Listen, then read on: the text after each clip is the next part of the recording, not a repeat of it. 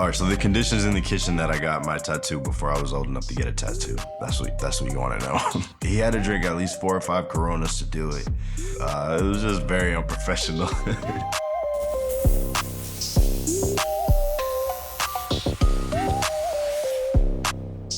First tattoo I ended up getting was just a peer pressure tattoo from around one of my buddies. He was getting a tattoo, and he's like, "Hey, I'm gonna get a tattoo from my girlfriend's stepfather in her kitchen." So I ended up getting a tattoo with him. He's like, "Well, what do you like?"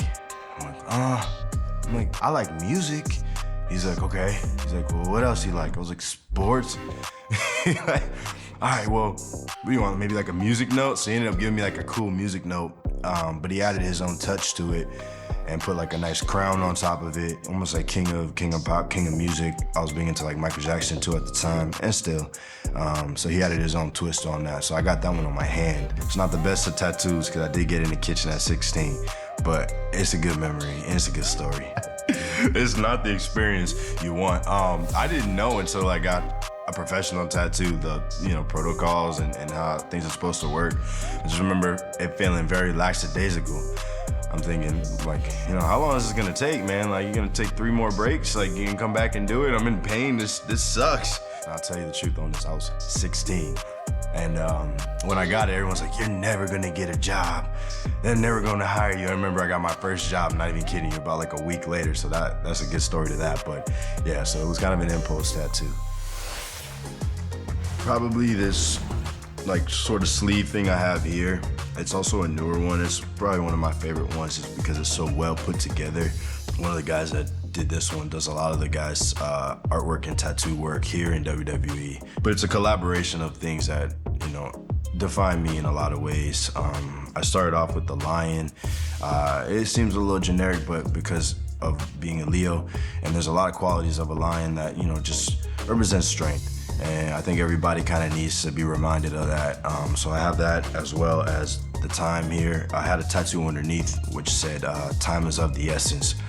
It was starting to fade a little bit, so I asked him if he could maybe go over it, and he put this together.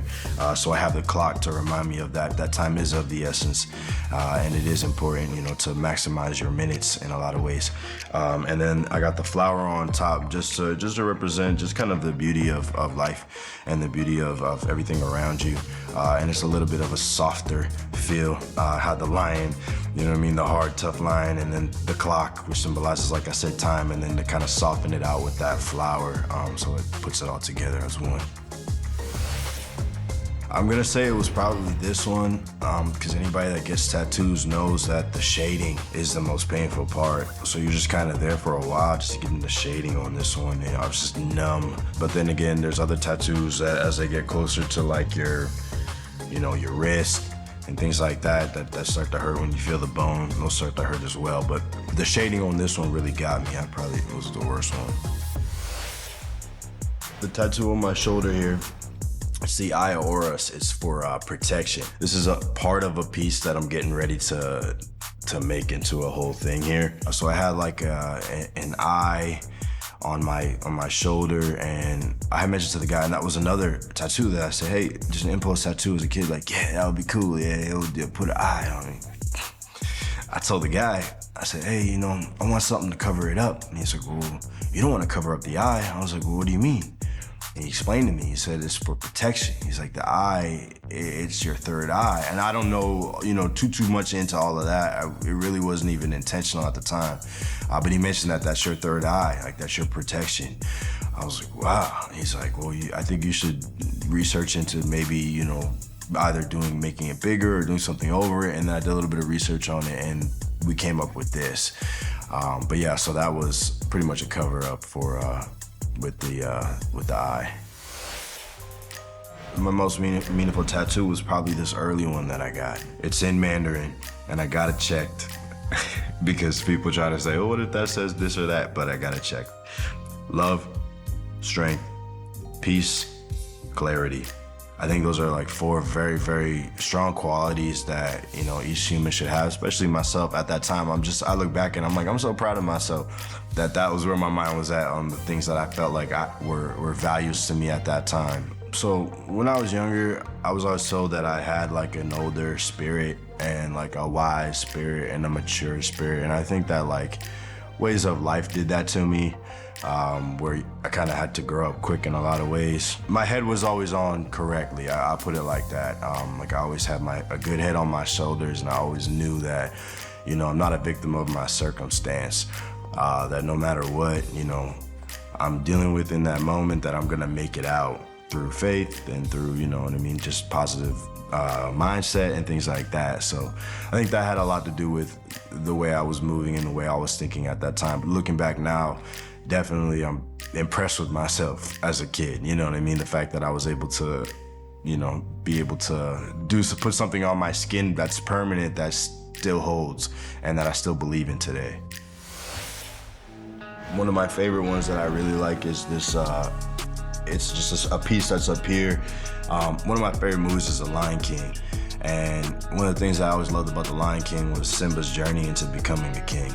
And he goes on with saying, like, I just can't wait to be king. And he just elaborates on that in that song of just, you know, all the things he's gonna do when he's king. And just that journey is just so beautiful, man. So I ended up getting the crown right up top here with the words, I just can't wait to be king. I think that's probably one of my favorite ones. It's an underappreciated one that I don't think a lot of people catch, but I know that the meaning behind it means a lot to me. It's just in life, you know what I mean? It can be, you know, minimized to just NXT, to what, you know, WWE, but it's in life. It's a lifestyle and it's a mentality, I think, more than anything. I don't think it's necessarily like I need to be the king, I need to be crowned. I think it's more just a mentality of, you know, how you to carry yourself and how to strive towards the greater things in life and to be treated, you know, and to value yourself like a king. I did get the All Eyes on Me. That's another one referencing towards pop culture and music and things like that. I just love Tupac's attitude, man. I just love the way that he thinks. But the All Eyes on Me, that's just such a, it really is.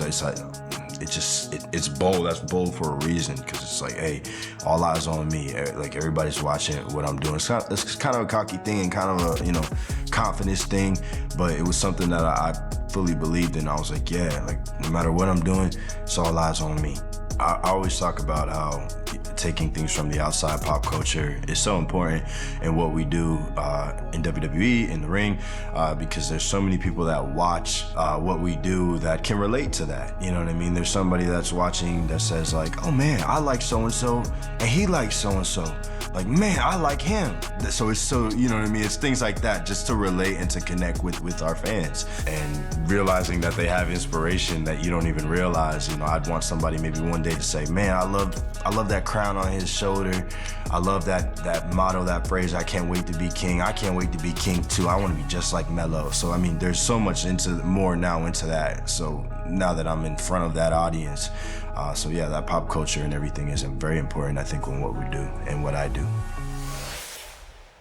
I need to sit down and collaborate with a tattoo artist and kind of see what will work best in those areas, and you know, just tell my story and to see if he can, you know, draw out something that, a vision of mine. So I don't want to give it away just yet, just because I think that that's something that I'd have to kind of find within myself first. Yeah, whenever I get a new tattoo, I do notice that people, you know, will notice it, good or bad. Especially when you get a new tattoo, it stands out so predominantly that they're like, what the heck is that? So yeah, people do notice, and it's good that they notice, but I'd like a little bit of time to be able to get some work where I can just come back, you know, and have it all done, because I'm week to week to week to week, so I can't even get anything if I wanted to right now at this moment.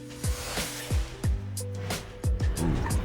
Yeah, I think it's the anticipation for the reward. Like I mentioned earlier about just can't wait to be king. You know, just carrying yourself, you know, like that greatness of it, you know, just carrying yourself, like taking it one step at a time. Time is of the essence. You know, it's important to do what we got to do in that moment. I never really took everything that I have and put it into one kind of thought and meaning, but I think I need to sit on and think on that a little bit further to myself. But I do agree that it is something, all of my tattoos do kind of have like a meaning, a whole meaning, that I think maybe the viewers can figure it out, or, you know, but I think I also would like to figure that out as well.